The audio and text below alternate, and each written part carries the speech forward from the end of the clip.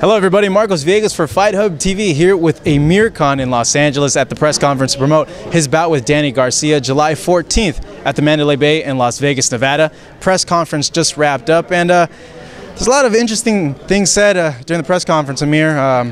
Some of which, me looking at it personally, I felt they were a bit disrespectful coming from his father. You know, he brought up religion and he brought up other derogatory remarks.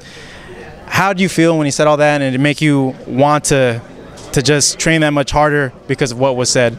Well, you know, first of all, you know, I think his father is very disrespectful the way he come across, and it just shows class. To get me, it shows when a fighter is elite and at championship level and at the best and at the peak of his sport, and when someone is coming up and wants to be at that position, he seems desperate. I mean, his father seems frustrated because he knows it's going to be a tough fight. He knows his son's going to get knocked out, so maybe he's trying to get under my skin. I mean, that's kind of stuff just motivates me. You know, it makes me go into the drawing board, work harder, and come July 14th, I'll be ready. I mean, I let my face do the talking. At times, you know, I did speak back and I wanted to shut his father up, but like I said, it just shows that Danny Garcia knows he's going to be the one in the ring with me, not his father. That's why maybe his father's talking so much. I'm surprised that it didn't escalate further, because those are some fighting words that, you know, they were saying on their part. Oh well, yeah, they were, you know, and you know, they come to LA. Want to disrespect me. I mean, you know, act like there's some gangsters and stuff. I mean, his dad who just kept talking trash. I mean, you know, end of the day, you know, I'm a sportsman. I'm a professional sportsman. I respect the sport of boxing, and you know, we wanna go to fight.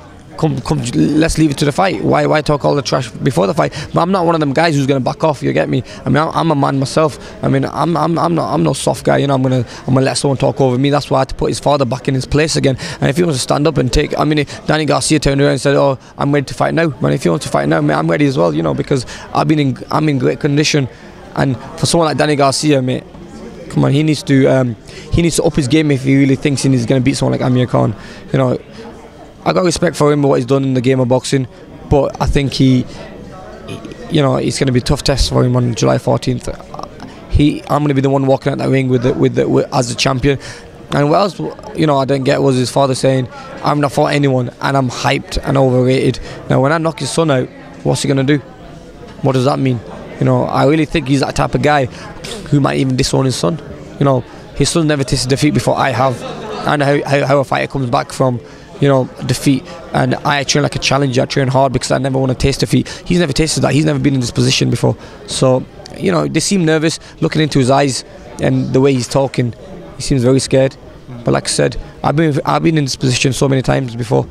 I'm just gonna, you know, just do what I do normally and train hard. And come July 14th, we're gonna win the fight.